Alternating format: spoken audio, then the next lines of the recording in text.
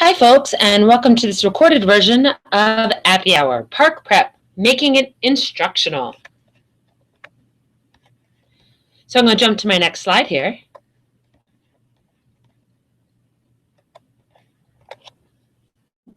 And give you my big heads up, PARCC. As most of us know, it stands for the Partnership for Assessment of Readiness for College Careers, and it is a coalition of states that are working together to deploy a set of assessments in both math and English. Our focus today is not really, here's the test, but really how to do the PARCC assessments and what we know about them change instruction. After this first year, I know we all have some opinions on that, but diving deeper and getting some insight into what to expect and how it can improve, enhance, and in some cases, completely transform our instruction is pretty cool. And we're going to do that kind of in 4 big chunks. First, feedback to students, then text, questions, and creating questions. So let's start with feedback on student work. This is not a shocker to most of us in MCPS. It's not a shocker for anyone who's taken Skillful Teaching or OAT that we know, plus anyone just who's been doing this a while, we know that teachers need to give students written feedback, more than positive comments. We have to give them constructive criticism so that they can improve. So how can the Google suite of tools and the apps out there help provide feedback on student work in really meaningful, very thoughtful way?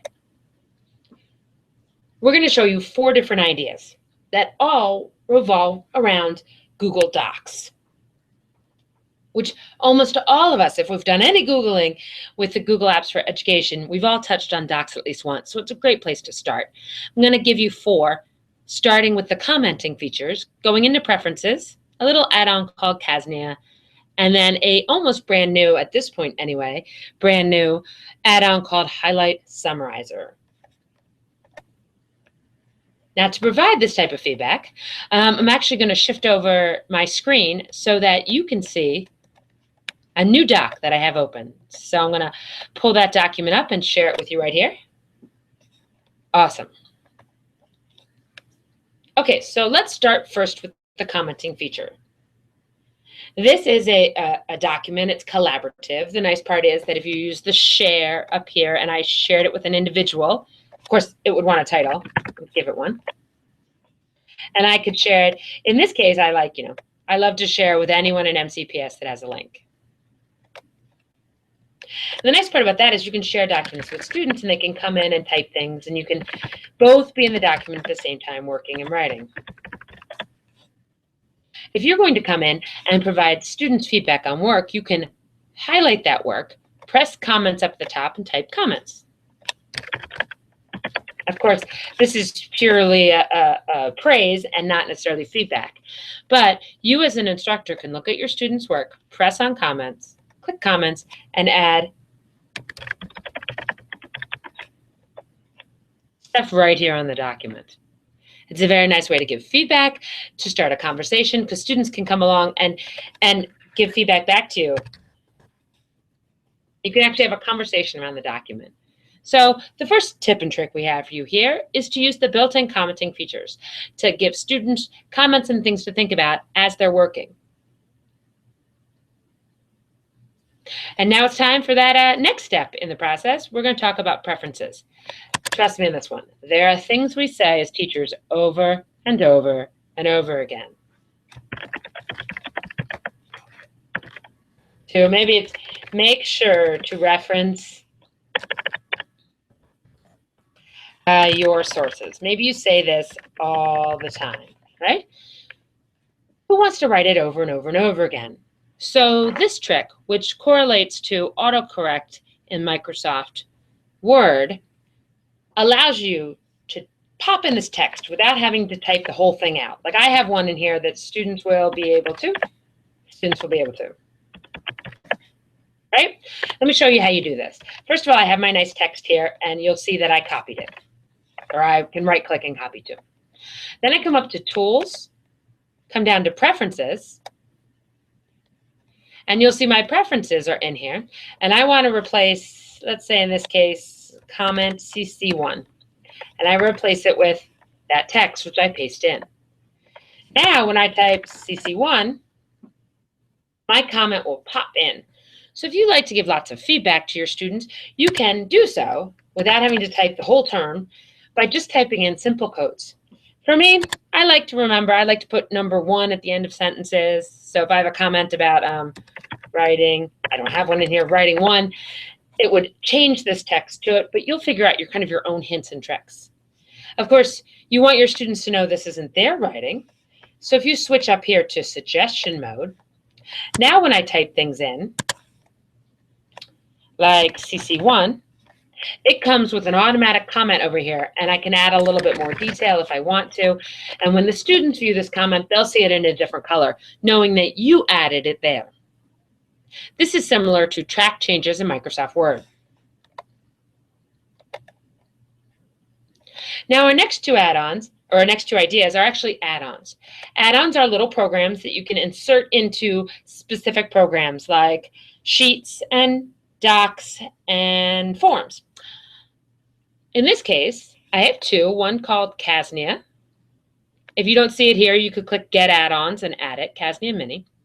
And what Casnia Mini lets you do, and I'm not going to show the whole one on this one, I'll just tell you, is it allows you to record your voice as you give feedback. So instead of adding a comment with text, you add it with your voice.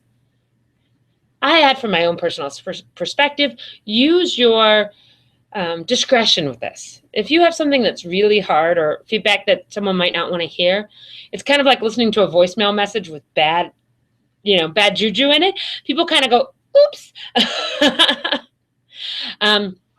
So that's kind of one of those moments where make sure you use it with discretion. People don't always like bad advice coming in feedback. On the other hand, praise is normally appreciated when it comes in a verbal package. Next up, we have my last one, which is really cool. It's called Highlight Summarizer. And I'm not actually going to do it yet. I want to show you what it can do first. We all have stuff that we want to divide up. Maybe it's your highlighting, maybe all my economic facts. I'm going to use the highlighter tool to turn them yellow. Oh, there's an economic fact. Oh, wonderful, it's yellow, right? Maybe you're having your students divide them up that way. And maybe there's economic facts. So that economic ones are going to be green for money. It's easy to remember, right? Highlight green. Maybe I have some political facts for red. And we've gone through and chunked up documents like this our whole lives. My college textbooks are covered in colors. Well, this add-on, once you do all your highlighting, I come up and click Highlight Summarizer and say Summarize. And poof, down at the bottom of the page, all of my different, although it didn't pop for me, let me do that one more time. All of my different highlights get turned into a summary down at the bottom of the page that actually chunks them and puts them in categories. So I'm not quite sure, why it's not popping for me right now, but trust me, I did it on a different document this morning, and it was just delightful. Let's shift over and let me make sure I can show you that it works. Maybe we've just found out that Casnia Mini doesn't play nice with our summarizer. So I'm going to come in here and do some different colors. Oops, not my text. You always want to make sure you're highlighting your text. And I'll do a different color here and another color there. And now I'm going to come in with my add-ons and press Highlight Summarizer. And there it is for me. Oh, my light berry red are here, my purple are here, my magenta are there. So that's a really handy for teaching in general, but it's also a good way to highlight my favorite points, my least favorite points, the things you should think about. And it's also really just instructionally useful for students to go with.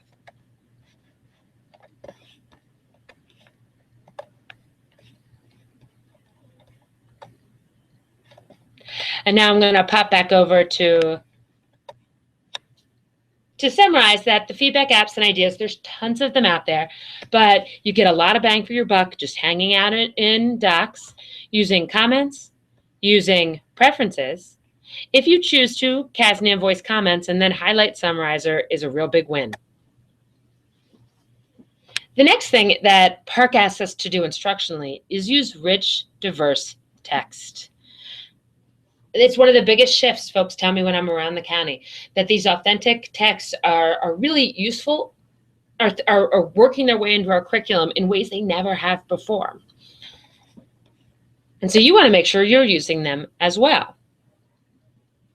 There's two types of text. One really has been a staple for years, and those are the literary text types, things like poetry, drama, fiction, and digital text. There's also the informational text.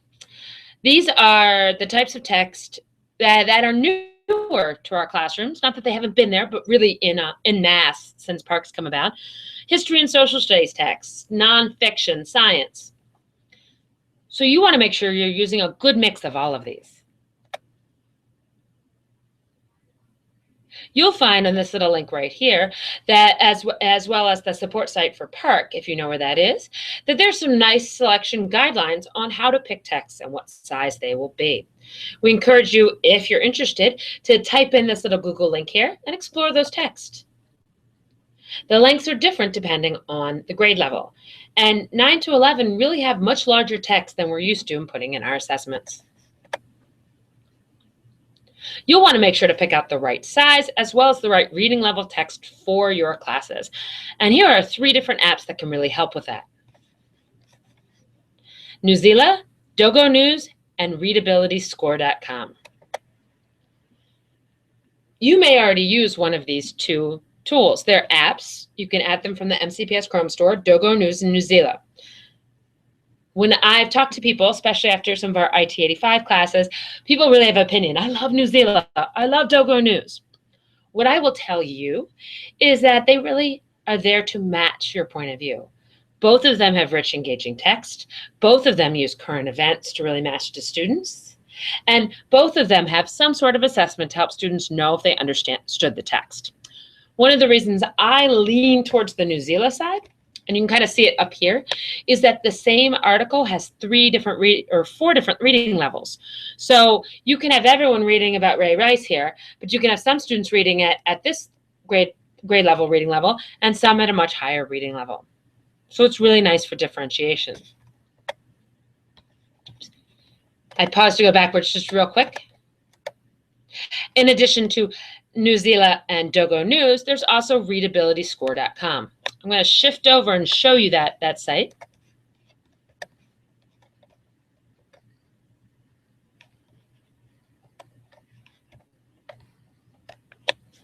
Now, there are hundreds, I don't know if I can really say hundreds, but tons and tons and tons of sites out there that do what readabilityscore.com is going to do for you right now. Now, sadly, back in the day, I'm going to type my Teddy Roosevelt here. Back in the day, Google used to let you filter by reading level, and they took it out. It was sad. It was like a crying day. It was like, what are you doing? So since you can't go to Google and search and eliminate things based on reading level anymore, these sites like readabilityscore.com will help let you do it for them. If you found a text right here, you like this text, and you want to know if it's appropriate for your students based on their grading levels, what you can do is go and copy the text, come back to readabilityscore.com, paste it in here, and then you can see it's thinking, yay, and it's telling me on the Fletch Kincaid Reading Ease, this is what its score is, and this is the reading level that you would expect it to be able to be for. So if something is too challenging or not so challenging, you can find out here. And the Teddy Roosevelt is always worth a little bit of musical intro there, right? So readability score is one of them out there. If you type readability and score just into Google, you'll find not just this one, Readable, and there are really dozens of them out there. Feel free to explore the one you like best. I chose Readability Score to tell you about because I thought it was really clean. It was really pretty. It lets you upload a PDF if you want to. And I liked the results were really simple to understand.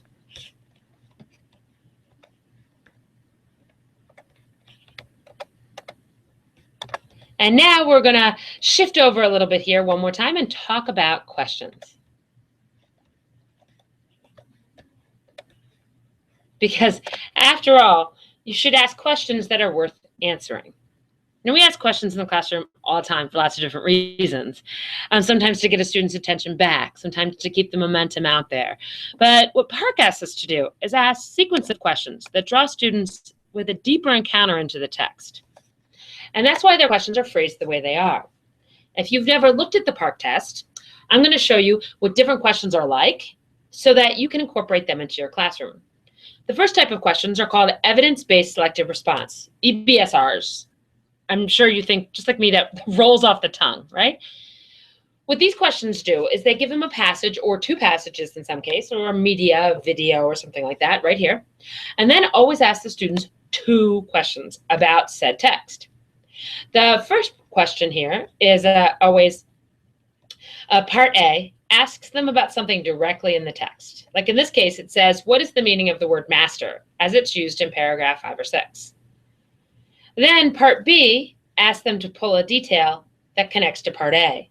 So in the second part D from the story best supports A. So which of these quotes matches what you said in A? You could ask questions like this in your classroom, I mean, all the time, because you could be asking, which is, understood, and then which of these quotes backs up understood. There's also technology-enhanced constructive responses, TECRs, but tech-enhanced ones ask the students, in lieu of writing, because we all know a short answer, in lieu of writing, we're asking them to do that type of thinking. So in this case, it's asking them to pull details in the story that tell you about the setting. So the PARCC question writers have all these details, and the students need to look at these details and say, which one talks about where they're sitting? Which one talks about their environment? Which one talks about their setting? Examples of these include drag and drop, cut and paste, shading text, move to show relationships. There's bunches of them. These are the newest type. They're the most surprising to folks, but really this is just good teaching. We've always asked students to pull details from the story that look like setting. We've just never had them click on cool boxes and drop them in other cool boxes. So getting your students used to this thinking and making sure they're not freaked out by the way the technology works to do it are really valuable. And then, of course, there's prose constructive responses. These are the short answers and essays of our world. Asking students, asking students to write and make meaning with their work is old hat for many of us. What is new hat is having students do it on a computer. The most challenging part of these questions we found for students, the thing that trips them up, is the box they write in is always small. I mean, it's always small. It's so tiny. They want them to write an essay here, but give them a small box. We find that students naturally write to the size of the box. So when you give them a tiny box, they write tiny answers. Getting them used that we're saying essay, even though the box is small, is really valuable. I saw one student, she came up with this idea on her own during the test, was writing her answers in the notes area and then pasting it into the box because the notes area was bigger. Giving your students little tips and tricks and just making sure they're aware that even though the box is small, write long will go a long way in ensuring they're comfortable taking the test so that the technology environment itself doesn't draw back on them showing what they know and are able to do. You can find dozens of types of examples on lots of different sites out there. This one is done by Ohio. If you typed in this little short address here, you would get to it. And what's really cool about this site is you can click on each of these different types and see examples of what they are so that you can mimic them in your classroom. The math ones can be really cool. The secondary ones are a little bit more straightforward. Knowing that you can come here and see, all right, I'm 9 to 12, this is what they can expect, is really of value, and we encourage you to explore these sites. If you just pause this recording right now, you can go to them and explore right now. And of course, crafting questions. Now, some of the advice I got out of the testing office is telling folks, don't spend your life trying to write questions. I know personally for me, I hate writing assessment questions. A job for me would never be, hey, Carrie, would you like to get paid money to write assessment questions? And the answer would be no. And some of you out there are great at it. So I take a breath here and say crafting questions time. Not that we expect you to become PARCC writers overnight. Maybe you have a knack, maybe you don't. But these little ideas along the way can help you out and maybe inform your instruction. The most important thing you can do is make sure your students are comfortable with the questions that are being asked. And that means being comfortable with the accessibility tools. One of the key ways PARCC sets up questions is that they give them a reading but you'll notice there's a 1, 2, 3, 4, 5. People divide up their paragraphs to tell students to look at paragraph 2 in 50 different ways. Without a PARCC question writer, you too can set up your questions in a variety of in this same format, just using drawing and Google Docs. I'm going to pull up that Google Docs for you right now so that you can see how easy it is to format your documents in the questions you're already asking your students with the tools you actually already know how to use. Oops, I'm taking just a quick second to get it up here. But don't worry, it'll pop up. When Wi-Fi goes slow, I just talk nicely to it. That is my strategy for Wi-Fi. You can do it. I believe in you. Effective effort will make this Wi-Fi come up for me.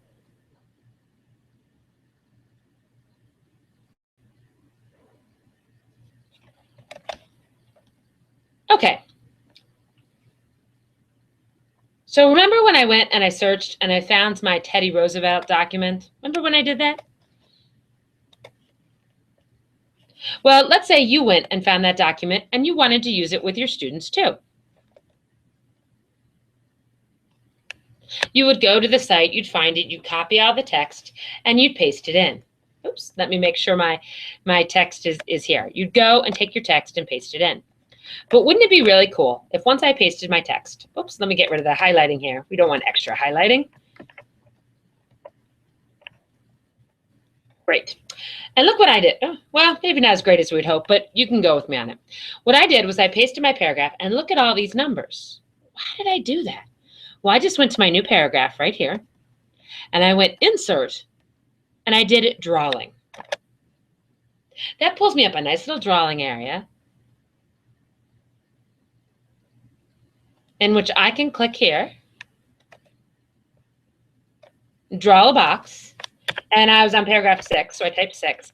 And then because I like to mimic PARCC, I make my background to it black, and I make the text for the words. Where are we here? There's my text for my words. I make that white.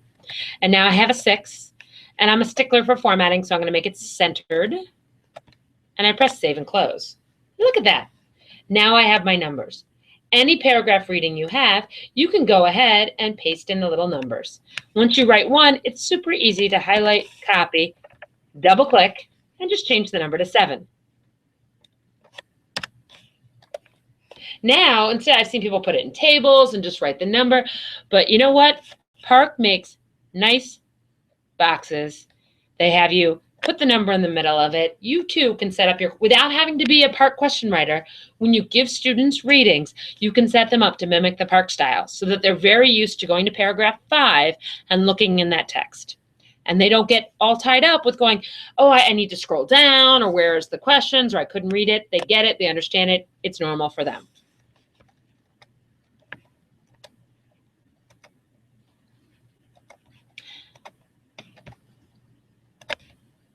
A second way of getting them used to it is actually,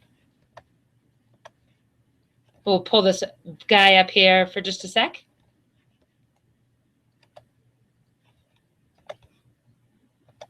PowerPoint slideshow, there we go. A second way to get kids used to it is going that next step and using Google Forms to get them used to writing questions online. Here's an example. I know PARCC goes side to side, and Google Forms doesn't let you do that, but you see here that I put the document, it's actually a screenshot of the document, it's an image of the document, and I put my questions 1, 2 on the same page.